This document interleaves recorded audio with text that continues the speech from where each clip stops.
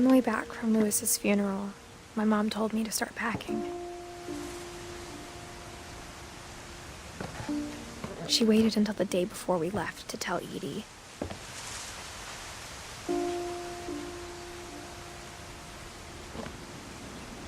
I'm not sure if she wanted to make it easier or harder.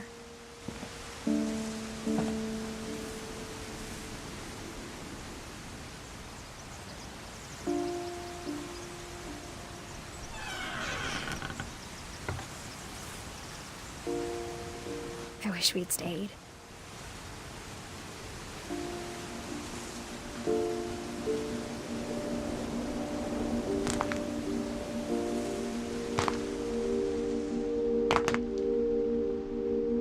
But I understand why we left.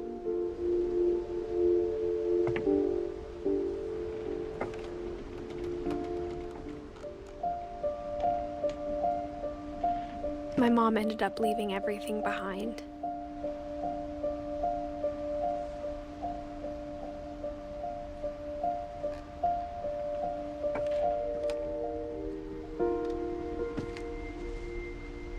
What happened that night had been coming for a long time.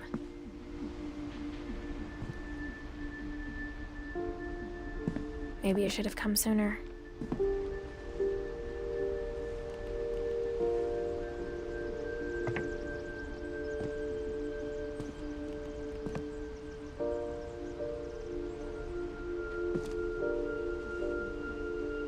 But it had to end one way or another.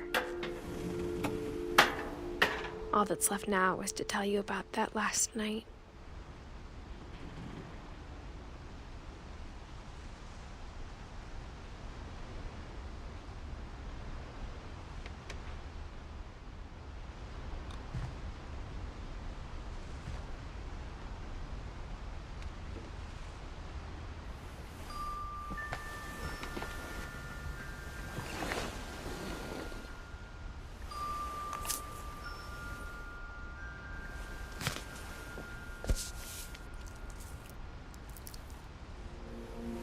That whole last day, Edie just watched us pack and didn't say a word.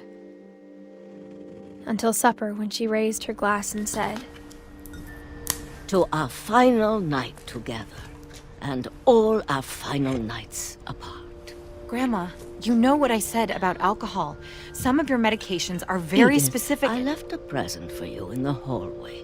Why don't you go open it? The grown-ups have to argue now. I'm sorry, you're right. We're all leaving tomorrow. Let's just enjoy our last... I'm not leaving. Edith, you're excused.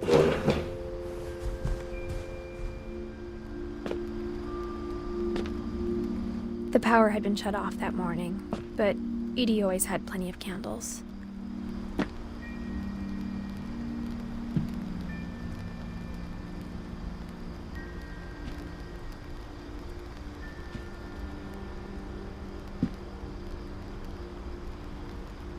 When my mom sealed the library, I don't think she knew about the other entrance.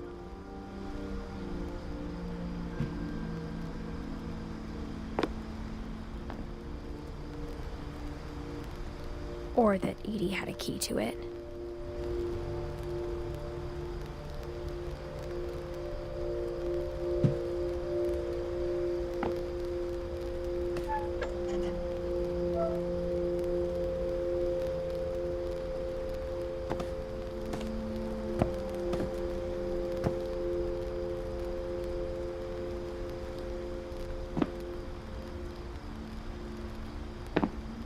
That thing you're afraid of isn't going to end when you leave the house.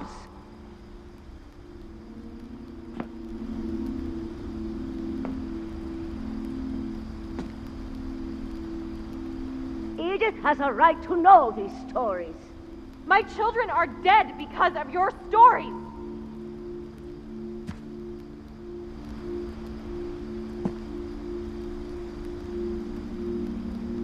I think it's best if Edith and I leave tonight.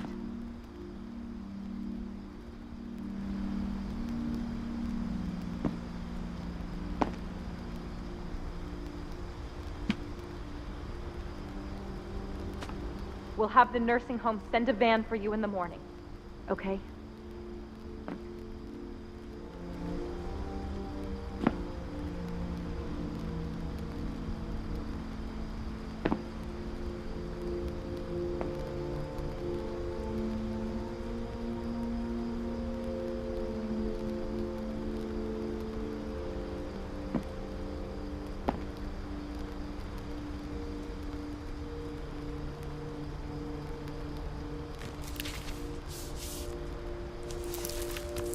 Dear Edith, there's so many stories I wish I could tell you, but there's only time for one. This is about what happened on the night you were born. That night, the tide went way, way out.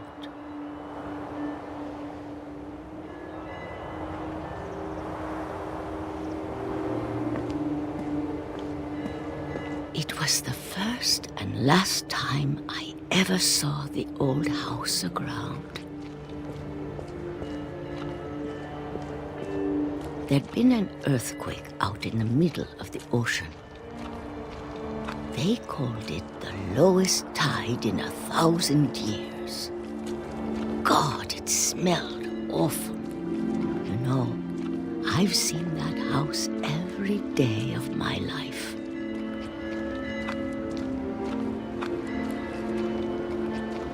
But I never thought I'd go back to it. When the fog rolled in, I lost my way.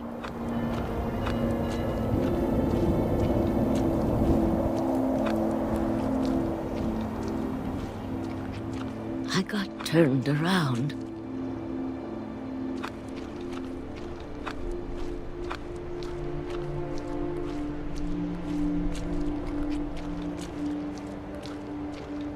For a while, I wandered.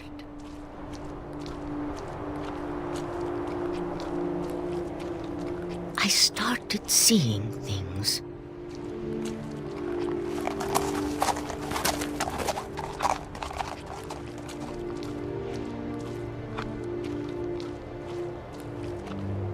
Things I'd forgotten had ever existed.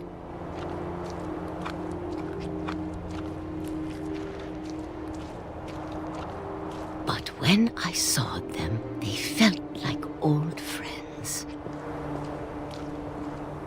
That night, a lot of things came back to me.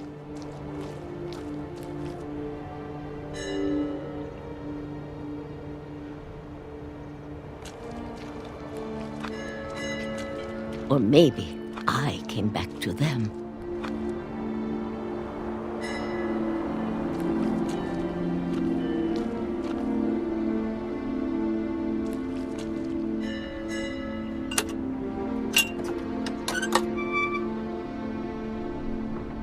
Things I can't explain, but that I need you to try and... Edith, what are you doing in here?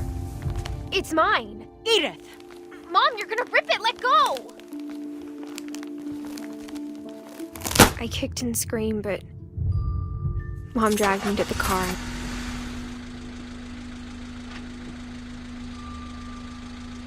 I never saw Great-Grandma Edie again. The next morning, the van came to pick her up, but she was already gone. After that, we moved around a lot.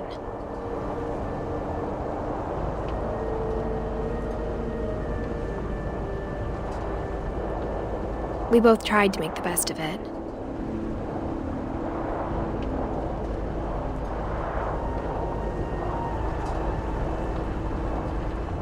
A few years went by.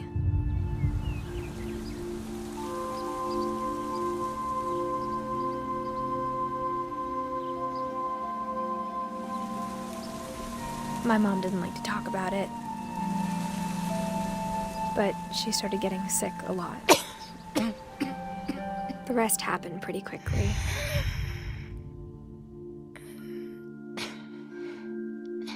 She got better for a while, and then she didn't.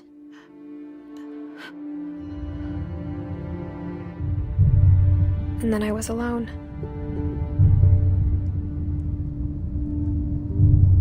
The last Finch left alive.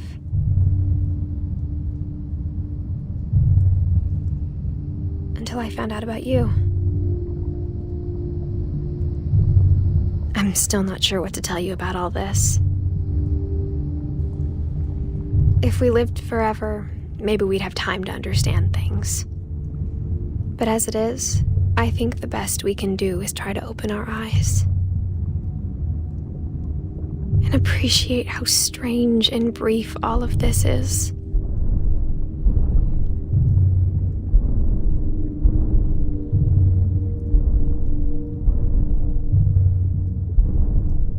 This journal was supposed to be for you.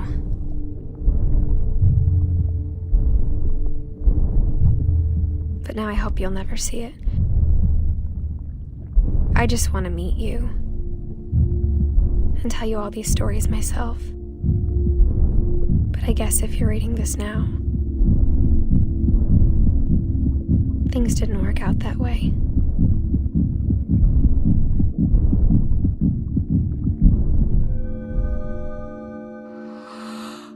This is where your story begins. I'm sorry I won't be there to see it. It's a lot to ask, but I don't want you to be sad that I'm gone. I want you to be amazed that any of us ever had a chance to be here at all. Good luck.